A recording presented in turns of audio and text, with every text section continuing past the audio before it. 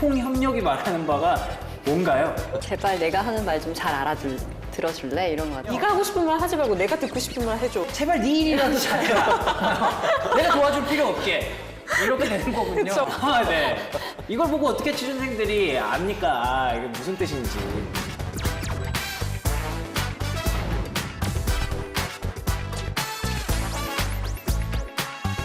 아직까지 취준생들은 뭐 이거를 딱 열정이라고 했을 때 그래서 이게 열정이 뭔데? 라고 생각하시는 분들이 많을 것 같아요. 그래서 제가 또 준비를 해봤습니다. 2018년 국내 매출액 상위 100대 기업의 인재상 9가지를 제가 가지고 왔는데요.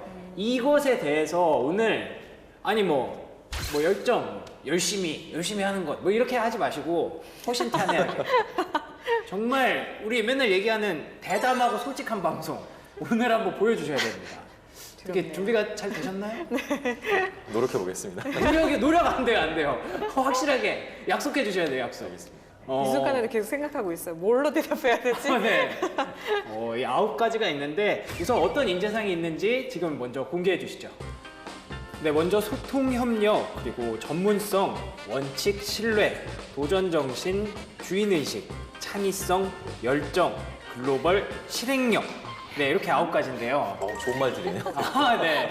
이걸 보고 어떻게 취준생들이 압니까? 이게 무슨 뜻인지. 다 좋은 말만 하고 있는데. 자, 그러면 이제 허심탄회하게 얘기를 해봅시다. 첫 번째, 소통 협력입니다. 이 인재상이 이제 100대 기업의 인재상 중에 가장 많이 나온 1위를 기록을 했는데요.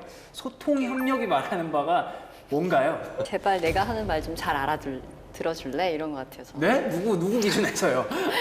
누구든지. 아니 근데 왜냐면 이게 약간 지원서 쓸 때 네. 의사소통 능력이 뛰어나다 이런 식으로 이제 소통이나 협력 능력을 많이 표현을 하시는데 커뮤니케이션이라는 네. 단어를 쓰기도 하고. 의사소통 능력을 얘기할 때 대부분의 분들이 저는 다른 사람의 이야기를 경청을 잘해주고 공감을 잘해준다는 얘기를 해요. 공감 능력이 뛰어나다. 네, 예.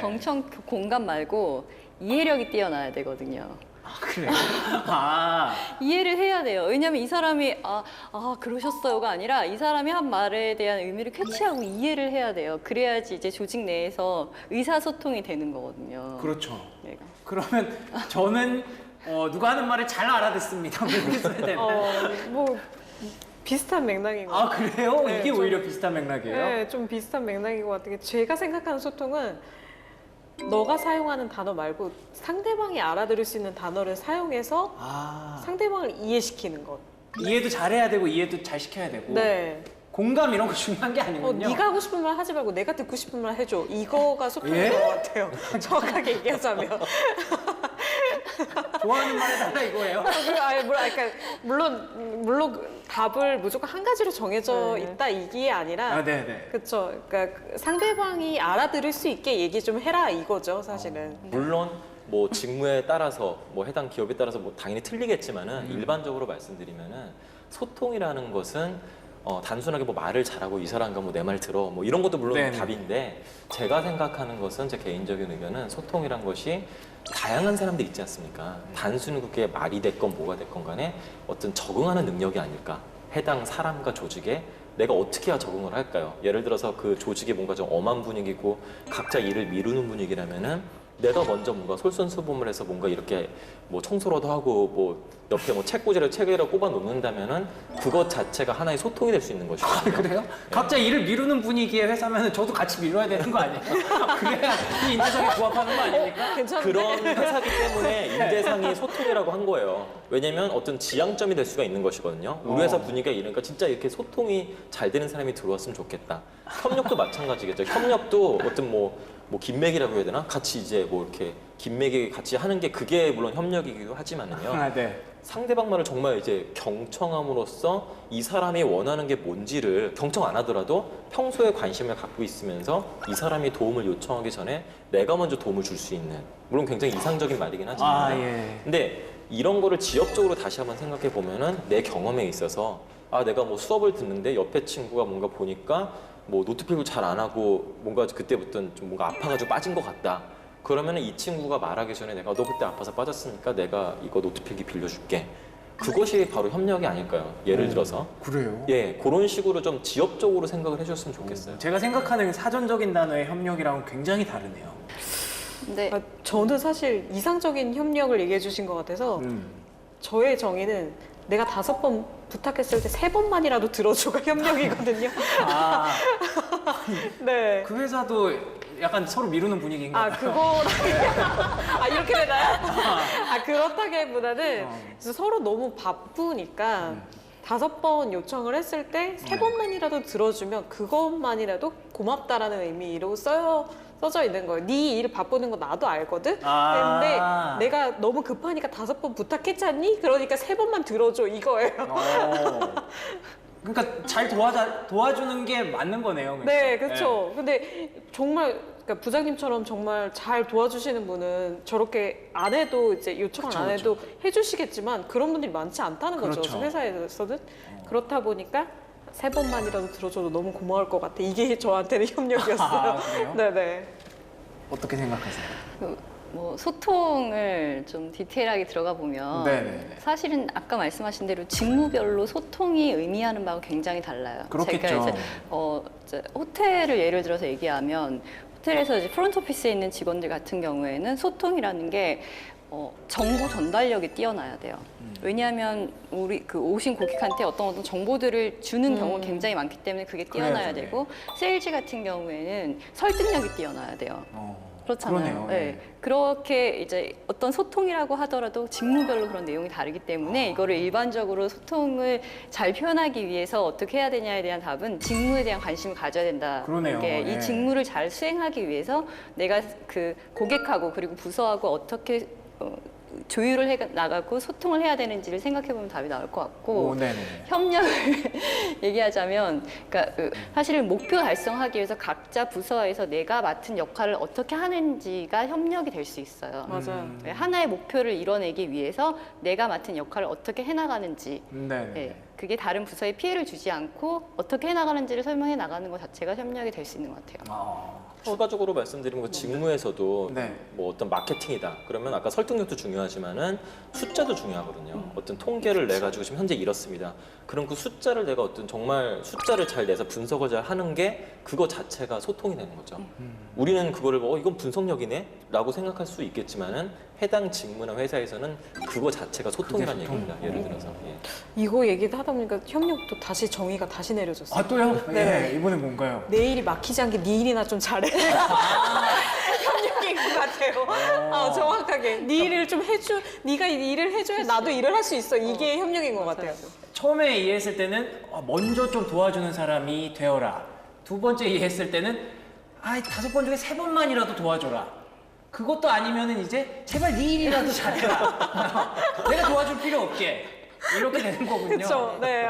지금 생각해보니까 정의가 달라졌어요. 계속해서 지금 자꾸 이렇게 기대치가 낮아지고 있는데 어쨌든 그만큼 소통과 협력은 어느 회사에서나 다양하게 해석해서 다 필요하다. 네, 그래서 1위가 된 것 같고요. 그러면 두 번째 인재상인데요. 전문성입니다. 전문성이라고 한다 그러면 뭐 대졸공채를 뽑는다고 했을 때 네. 학사 이상을 원한다거나 학사 초과겠죠. 초과를 원한다거나 아니면은 뭐 자격증을 여러 개 입증할 수 있는 그런 능력이 필요하다. 물론 이렇게 뭐 이해하면 될까요? 예, 물론 뭐 특수 직무가 있다면 진짜 해당 어떤 자격증이나 해당 네. 어떤 전공을 한다면은 그거를 뭔가 우린 전문성이라고 말할 수 네, 있겠죠. 네. 근데 일반적으로 인재상에서 말하는 전문성이라는 것은 뭐 그 대학교 4년 졸업해서 거기에 대해서 뭘 회사에서 바라지 않습니다. 제 말이 그 말입니다. 네, 바라는 것도 없고요. 네. 그 취업 준비생분들도 알고 있고 회사에서도 알고 있어요. 그럼 전문성은 뭐냐? 관심입니다. 관심. 그 직무에 대해서 내가 얼마나 관심을 보였느냐. 관심은 뭡니까? 그 직무를 위해서 내가 어떤 또 말하자면 역량을 키워왔느냐. 근데 역량이랑 하면 또 두리뭉실한데 뭐 내가 뭐 어떤 뭐 R&D에서 뭐 기계공학을 전공했는데 내가 뭐 다른 어떤 이런 쪽을 하고 싶다. 어떤 뭐 자동차 설계를 하고 싶다. 그렇다면은 거기서 내가 단순하게 설계 뭐 이런 것을 내가 이런 걸 배웠고 디자인했고 이게 중요한 게 아니라 어떤 해당 어떤 자동차에 대해서 내가 얼마나 관심이 있나. 네, 그런 것들에 대한 걸 나타내는 것이 바로 전문성으로 이어집니다. 물론 전문적인 그 우리가 알고 있는 그런 지식이나 이런 건 없겠죠. 경험이나 관심을 피력하시면 됩니다. 네. 동의해요. 관심, 직무에 대한 관심이 전문성을 나타내주는 그 표식이라고 생각하고, 그래서 저 면접 볼 때 제가 네. 제일 먼저 하는 질문이, 저는 자기소개 좀 해주시겠습니까를 안 하고, 본인이 지원하신 직무에 대해서 본인만의 단어로 정의를 내려주세요라고 물어보거든요.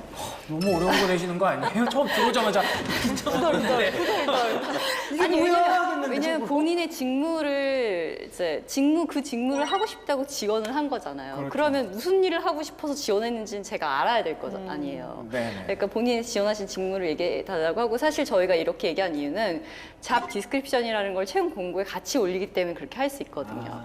그 잡 디스크립션이 이 직무에 대해서 굉장히 디테일한 내용들, 그러니까 주로 그러니까 메인 듀티 같은 게 다 이렇게 써 있어요. 적어도 그걸 읽어보고 왔으면 본인이 지원하신 직무에 대해서는 얘기는 할 수 있어야 되잖아요. 그쵸. 네, 그래서 저는 이제 그걸로 관심도를 체크를 하는데, 적어도 본인이 지원하시는 직무에 대한 관심을 나타내 주는 것 자체만으로도 전문성을 충분히 표현할 수 있다고 생각하거든요. 이 직무를 위해서 제가 무슨 자격증을 땄고 뭘 했고 이런 것보다 그냥 그 직무가 뭐 하는 일인지 정도는 알아야 될 것 같아요. 맞아요. 지금 이런 얘기가 나온 게 지금 외국계 회사 재직 중이시니까 저도 네, 마찬가지지만은 외국계 회사 같은 경우 이게 뭐 좋고 나쁘다가 아니라 해당 그 직무 설명서가 굉장히 잘 돼 있어요. 네. 채용 공고를 내도 이 직무는 어떤 거다. 이 직무 할 수 있는 사람은 다 와줘라. 이런 식인데, 좀 불행히도 아직까지는 우리나라 기업들은 그런 것들이 좀 상대적으로 아직까지는 좀 부족합니다. 그러다 보니까 오히려 취업 준비생 분들도 좀 헷갈리는 거죠. 근데 저는 여기서 말씀드리고 싶은 것은 그런 직무 정의서 같은 게 제대로 안 나와 있으니까 나는 뭐 몰라.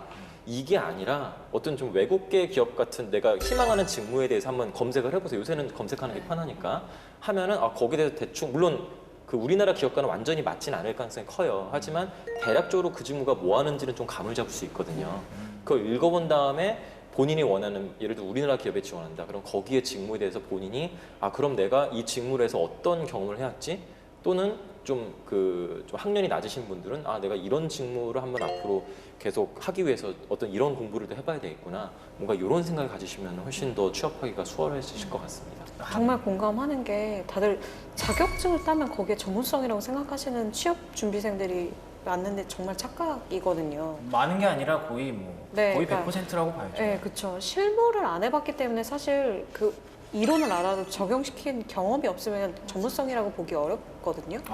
그렇기 때문에 본인이 알바를 했어도 그 직무에, 그러니까 요즘에는 워낙 인터넷도 정보도 많고 그 각 분야의 전문가들이 쓴 책도 많잖아요. 많죠. 그럼요. 그런 것들을 좀 읽어보고 이 사람이 어떤 어려움이 이 일을 해냈을 때 어떤 어려움이 있었을지, 그러면 자기가 뭐 아르바이트를 했던, 인턴을 했던, 무엇을 했던 그 경험에서 이것과 비슷한 경험을 유추해서 말을 하는 것도 제가 봤을 때는 직무의 관심도, 이 직무가 뭘 해야 되는지에 대한 성향이나 성격을 파악했다라고 볼 수 있다라고 저는 생각하거든요. 근데 많은 분들이 좀 착각하시는 게, 요즘 계속 신입 면접 볼 때마다 느끼는 건데, 본인이 직무적인 부분에 대한 관심도를 준비를 안 해왔기 때문에 회사에 대한 설명을 저한테 하고 계신다던가, 아니면 이 일이 뭘 할 거예요 라고 설명을 하고, 미안한데 내가 더 많이 알고 있거든 라는 생각이 들게 만드는 대답을 하시더라고요. 그래서 좀 그런 부분에서 좀 안타깝다라는 생각을 많이 하게 되더라고요. 본인의 얘기, 그러니까 본인의 이 직무에 대한 관심도. 이게 그쵸. 곧 전문성이다. 네. 바로 세 번째로 넘어갈 텐데요. 세 번째는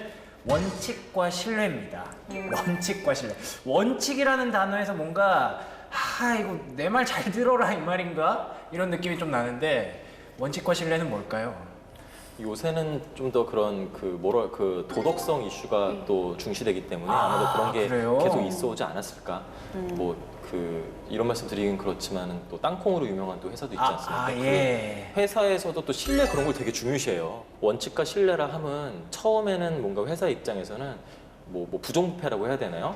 그러니까 뭐 이거 나 하나 정도 눈 감아 주겠지. 내가 이거 정도 잠깐 뭐 좀 비리를 해도 별 타격 없겠지 하는 게 눈덩이처럼 불어나는 경우가 많습니다. 그쵸.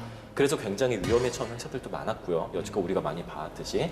그래서 이미 이건 예전부터 원칙과 신뢰라는 거는 어떤 그런 의미에 있어서 어떤 부정한 짓을 하지 않고 뭐 신뢰가 무조건 뭐 나 좋은 사람이니까 믿어주세요 이런 의미가 아니라 네. 어떤 말 그대로 어떤 프로토콜이 있다면 프로토콜 그대로 그 프로세스 그대로 잘 따르고 뭔가 이제 좀 부정한 짓을 저지르지 말자 이런 식으로 좀 이해하시면 좋을 것 같습니다. 우리 회사에 먹칠하지 말라 이거군요. 그렇죠. 쉽게 말씀드리면. 원칙과 신뢰는 저도 윤리의식을 좀 얘기하는 거라고 생각이 되고요. 그 윤리의식은 이제 우리가 그 회사 내에서 조직 내에서 조직원들끼리의 뭐 생활뿐만 아니라 고객과의 관계에서도 그렇고 협력사와의 관계에서도 그렇고 이제 원칙을 지킴으로써 신뢰를 쌓아가라 뭐 이런 의미를 따지고 본다면 이제 윤리의식이 얼마나 강한가를 체크해 보는 그런 항목이라고 볼 수 있을 것 같고 인재상에서 이제 제발 윤리의식을 갖추고 이 사람을 우린 좀 뽑고 싶다라는 의미를 나타내는 거죠.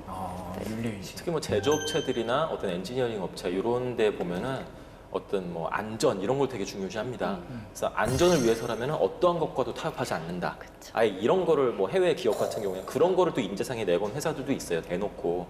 그러니까 진짜 이게 만약에 안전이 우선이기 때문이죠. 그럼 뭔가 프로토콜이 필요한데 이게 안전에 뭔가 프로토콜 다 따르다 보면 안전을 해줄 수 없다. 그러다 네. 프로토콜 무시하는 게 여기서는 그 원칙과 신뢰에 대한 그 인재상의 그 적합한 사람이라는 것이죠. 갑자기 생각났는데 이런 문제 있잖아요. 왜 내가 지각할 것 같은데 뭐 횡단보도가 빨간불이 됐는데 이걸 건널 것이냐 말 것이냐 뭐 이런 문제 가끔 나오잖아요. 네. 그러면 그런 회사에서는 절대 안 건너고 차라리 늦겠다 이렇게 대답해야 되나요? 물론이죠.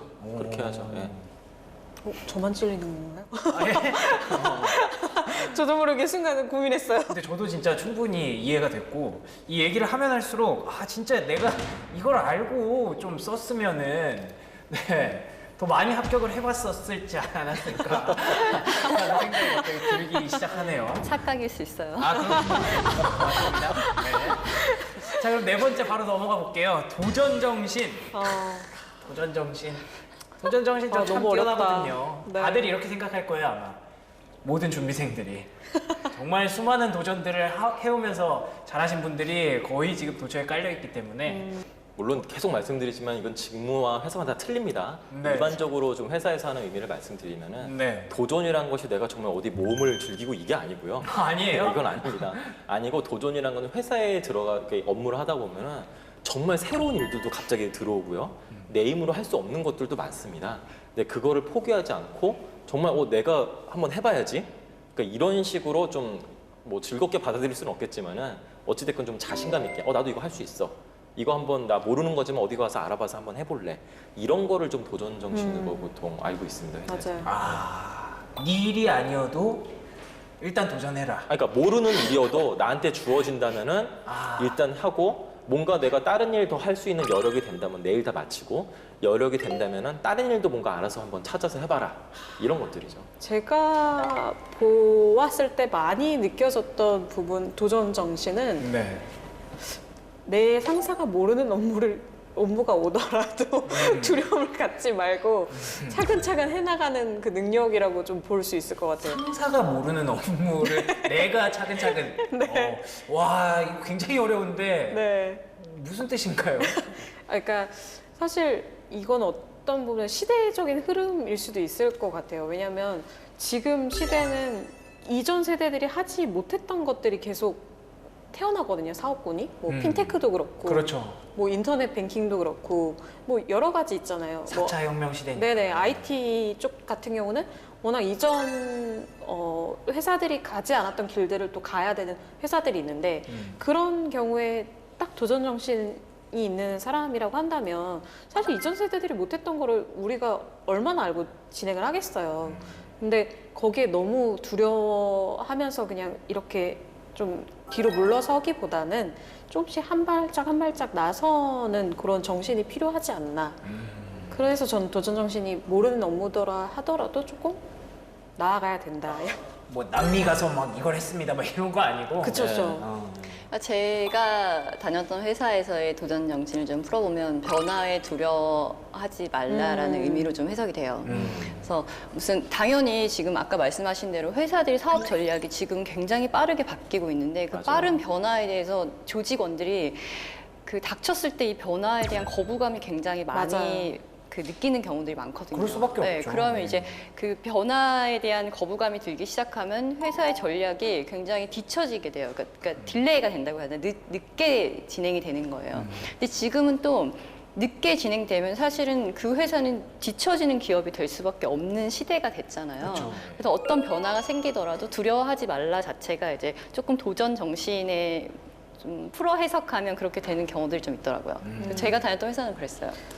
플러스 저는 여기 실수를 두려워하지 말라인 것 같아요. 도전 정신. 네. 왜냐면 실수하거든요. 모르는 거 하다 보면 당연히 넘어지기도 하고 뭐 본인이 생각 안 했던 방향으로 흘러가기도 하고 정답이 있다라고 생각되어지진 않아요, 사실은. 그러면 너무 매사에 막 도전적이라서 매번 실수를 나설 때 안 나설 때 가리고 나서라 말씀드렸잖아요. 이제 실수하면서도 물론 결과는 실수라서 되게 가슴이 아프지만은 실수를 통해서 뭔가를 배울 거 배워야죠. 아닙니까? 그쵸. 그러면 그 다음번에는 실수 안 할 가능성이 높겠죠. 그리고 변화가 돼야죠. 실수를 했어요. 그리고 배웠어요. 그래서 다른 모습을 보여줬어요. 그게 도전적이어야지. 도전 정신이란 내가 모르는 업무에도 불구하고 항상 도전할 준비가 되어 있고 혹시라도 실수를 하더라도 그 실수를 딛고 변화할 수 있는 능력을 가진 사람이 필요하다 이 말이군요. 그리고 단순하게 도전하면서 열심히 하자 이게 문제가 아니라 모르는 일이 떨어졌을 경우 정말 회사에서 일하다 보면은 아무도 해본 사람이 없는 적의 일을 받는 경우도 굉장히 많아요. 그럼 이걸 그냥 무턱대고 하자 이게 아니라요. 여러 군데 알아보고 리서치도 해보고 내가 스스로 어떤 분석하고 공부하는 거 이것 자체가 도전이라는 것이죠. 단순하게 뭐 무턱대고 뭐 물고 나가자 이게 도전이 아니라는 얘기입니다. 그러면 그냥 솔직하고 대담하게 도전 정신이 있는 후배, 동료, 선배 좋아하세요? 네, 저는 너무 좋습니다. 오 그래요? 네, 그러니까 근데 솔직히 귀찮아요. 그런 분들은 아니 솔직하게 나 착한 부장님 솔직하게는 귀찮은데 너무 좋다고. 있었어요. 그런 분들은 정말 귀찮게 물어봐요. 제가 질문이 많아요. 네, 질문이 많은데 그 질문들이 저도 겪어보지도 모르는 질문들이 많아요. 근데 그 후배 입장에서는 거기에 대한 얘기를 알아볼 수 있는 창구가 저밖에 없는 거예요. 그 사람 네트워크나 이런 걸 통해서는 알아볼 수가 없어요. 하지만 저는 제가 모르지만은 제 네트워크를 통해서는 알아볼 수 있어요. 그럼 제가 귀찮지만 알아봐 줘야 돼요. 예, 귀찮죠. 하지만 그걸 알아보면서 저도 배우고 맞아요. 어디 가서도 뭐 이거 나 알아 좀 해봤어 좀 자랑할 수 있죠. 네 그러면 5번째는 주인의식입니다. 이야 주인의식. 주인의식. 이거 요즘 밀레니얼 세대들이 제일 싫어하는 거거든요. 그렇죠. 뭐 우주인의 의식이 있는 것도 아니고. 회사는 내가 일을 하고 돈을 받아가는 곳이지 왜 회사에 내가 주인의식을 가져야 되는가. 그 나무를 봤으면 좋겠어요. 나무를 몇 그루를 네, 식목일도 아닌데. 예. 그 나무를 보시면은 네.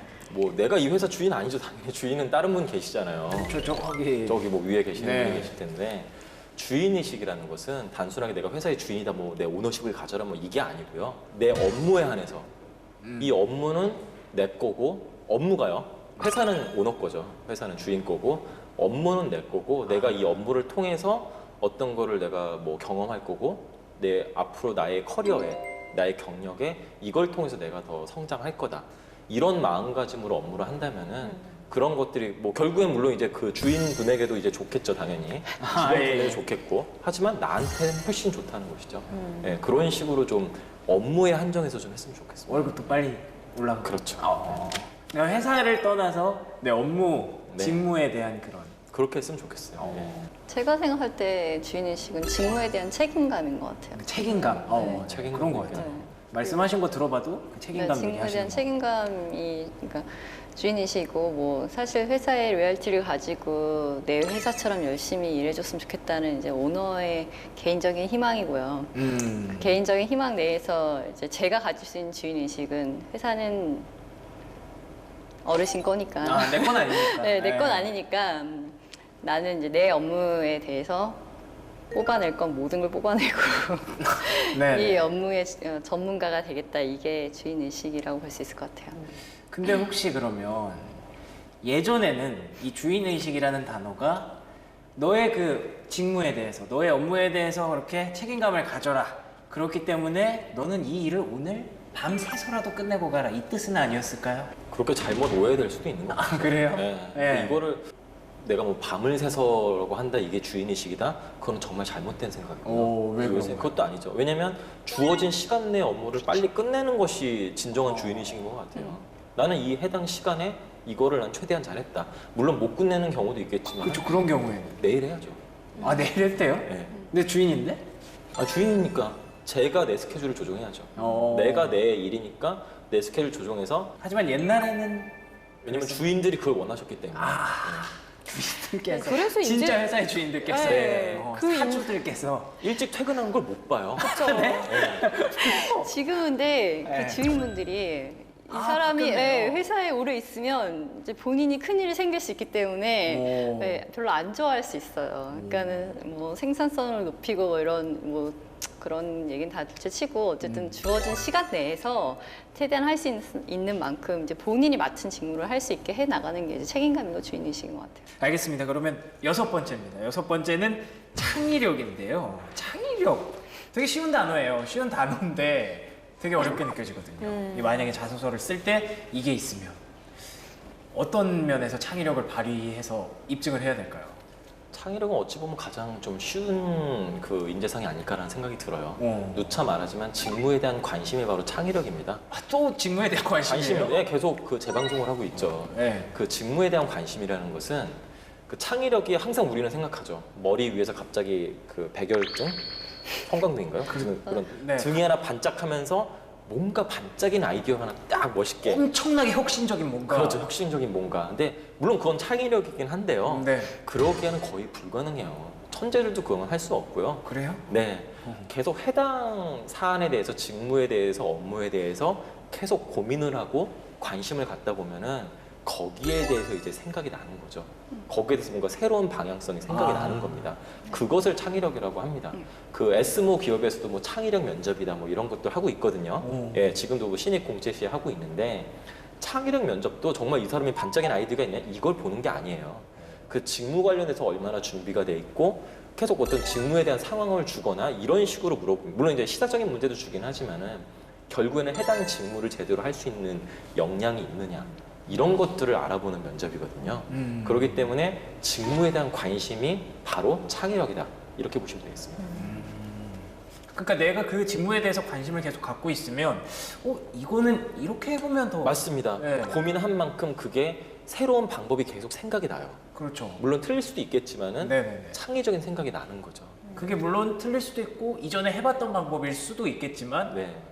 기업 입장에서는 얘가 직무에 대한 관심이 있고 창의력을 충분히 입증할 수 있는 친구구나 이렇게 받아들여진다는 거죠. 더 나은 방법을 생각하는, 그러니까 프로세스를 개선하는 방법을 생각하는 능력이 아닐까 싶어요. 그것도 조직 내에서의 네. 창의력이라는 게.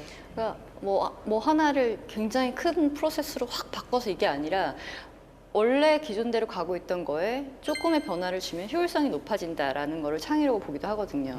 그러니까는 그거는 이제 물론 기업에 들어왔을 때 발휘될 수 있는 능력이지만 만약에 그거를 뭐 자소서나 이런 데 표현을 하겠다고 하면 네. 본인이 이제 기존에 원래 그랬어라는 개념으로 이루어지고 있던 일들 중에 본인이 조금 변화를 줘서 효율성을 높였다는 걸로 얘기를 하면 그게 창의성을 표현하는 게 아닐까 생각이 들어요. 오늘 정말 많은 얘기들을 해봤는데요. 지금 하반기 공채 또 시즌이기 때문에 다들 좀 인재상을 보면서 좀 싱숭생숭하신 분들이 많을 건데요.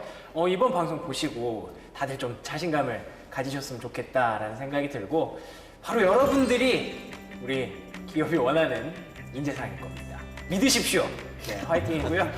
자, 오늘 좋은 말씀 해주신 세 분께 감사를 드리면서 저희는 다음에 정말 오늘처럼 솔직하고 대담한 방송으로 찾아올 것을 약속드리겠습니다. 시청해주신 여러분 고맙습니다. 감사합니다.